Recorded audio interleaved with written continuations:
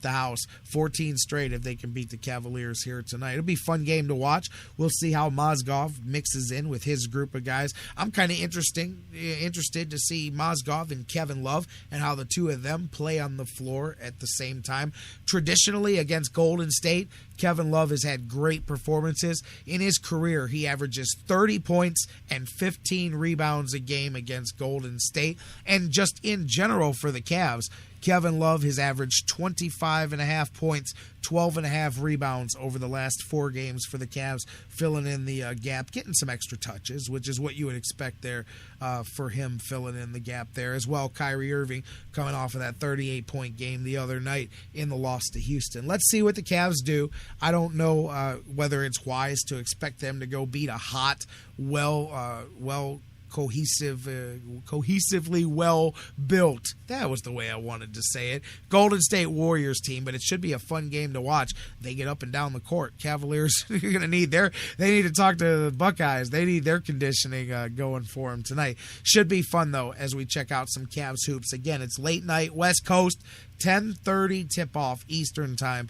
Cavs and the Warriors. Also now hearing, while some speculation that LeBron was going to be held out perhaps until the back end of this trip, now there's some other word coming out. I saw Brian Windhorst was reporting the other, a couple hours ago, maybe it was last night I saw it, but that it could be as soon as Phoenix here coming up on this trip. That which I believe is Tuesday, as I pull the schedule up here. We may see LeBron a little bit sooner than what was being speculated. It was being talked about the Clippers on Thursday, the Clippers on Friday, but could be as soon as Tuesday. Of course, Sunday, Cavaliers take on the Kings as they continue this road trip. We'll talk about both of those games, Golden State tonight and Sacramento on Sunday when we come back here live on Monday. We got a lot to talk about on Monday. All of the NFL playoff games. We have the Cavs here, a couple of games for them, some Vikings, and a lot of stuff. A lot of fun to be had this weekend. Monsters in action. Blue Jackets, there's some hockey going on this weekend.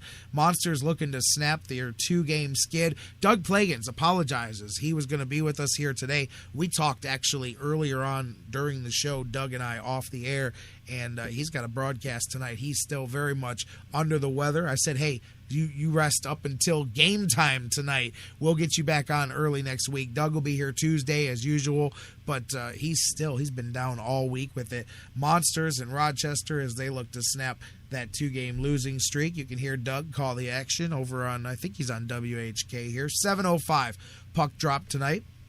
As I see Charles in the chat room, remind me, Blue Jackets playing 7:30 tonight at Toronto. Tomorrow back at home against the Islanders. And that's a lot of games this weekend. Big slate of them here. So hopefully you guys have fun, whichever one you choose to watch. Couple of stories on the way out the door. Couple of Hall of Fame notes. NFL Hall of Fame. Next week, I'm going to talk a little bit about this with both Dr. Football and John McMullen when they join us. But we're getting close to Hall of Fame candidate announcement time in football. We just did this with baseball a couple of days ago. Big Unit and Pedro and Biggio and those guys. Smoltz, he gets in. Now we're looking at the same thing here. A couple of first-year candidates on this year's ballot that have a good chance of going in on the first ballot.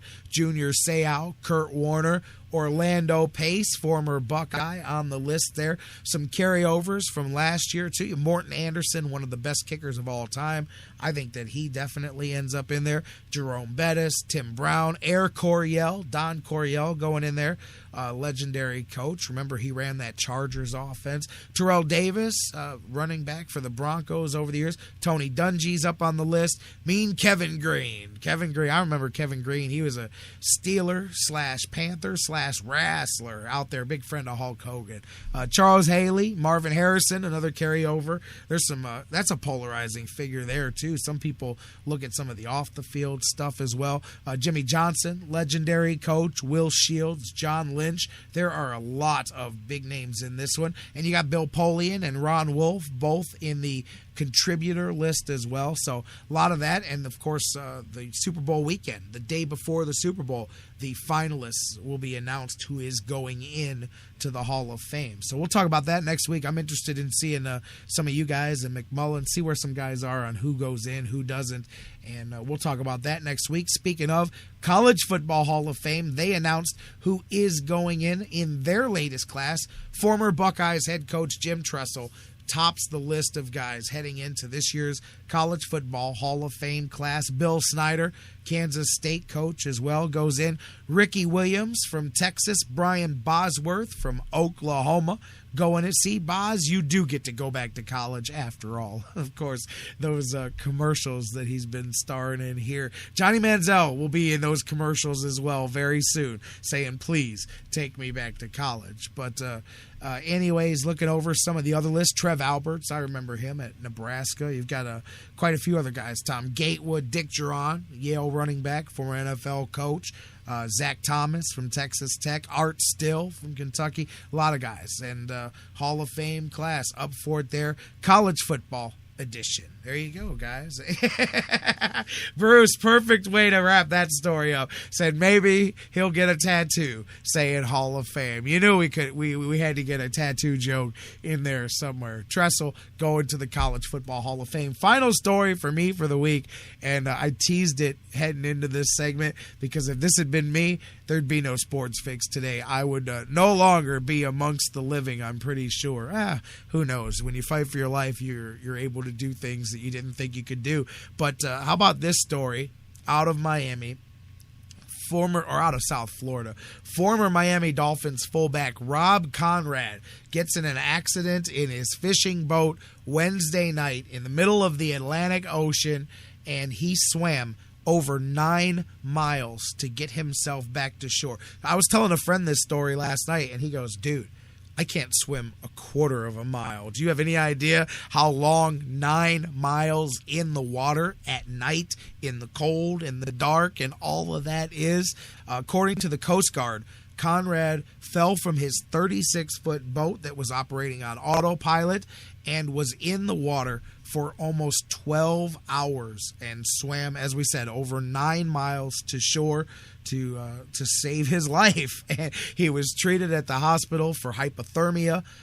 They dealt with that, got him rehydrated, and then he was able to be warmed up and released. Sheriffs found him laying on the beach at 4:45 in the morning yesterday, Thursday morning here. And wow, Coast Guard had the copter out all night looking for him, and here he was swimming himself to shore. Like I said, 9 miles, mark it off one day, and then imagine yourself swimming in the cold, in the dark. Like I said, LG may have to take over hosting the Sports Fix at that point, because I don't think J-Rock exists anymore if I fall off that boat and have to swim to save my life. But you never know. Hey, man, you never know. The adrenaline gets flowing. Maybe you could fight sharks at that point, because the human will to stay alive is not to be underestimated at all. And Rob Conrad showed that yesterday as he swam 9 miles in the dark in probably shark-infested waters. He didn't care. He said, you can't kill me. He said, if playing 6 years for the Dolphins couldn't kill me, hell, you're not going to kill me in the water here, man. I'm just kidding. Hey, listen. I'm calling from Cleveland coming at it. So if you played 6 years for the Browns, you fought for your life too. Don't feel like I'm taking any cheap shots at the Dolphins, although the Dolphins are pretty dysfunctional too. But anyways, well, there you go. What a word to end the week on. Dysfunctional. Perfect. But we're going to put the fun in that's what we do here. We put the fun in dysfunctional here on the Sports Fix, and it's going to be fun this weekend, guys. Forget all the garbage. There's a lot of good stuff. A lot of great basketball, college hoops, pro hoops, college football coming up on Monday. Pro football to tide you through this weekend. Some big games, whole lot of stuff. And hey, don't forget, when we get here Monday, we will be only 4 Mondays and a wake up away after this week for spring training, baby. So can't wait. Monday, we're going to do it. Have fun this weekend and come on back, and you know what I'm going to say. Talk to us about it live, same bat time, same bat channel, noon, right here on the Sports Fix Radio Network. We love you, Cleveland and beyond. Whatever you do, whatever you get into, whatever you enjoy, do it to the fullest this weekend. And come on back on Monday. And we love you. We'll see you then, right here on the Sports Fix. Any city that we visit, when you're from Cleveland.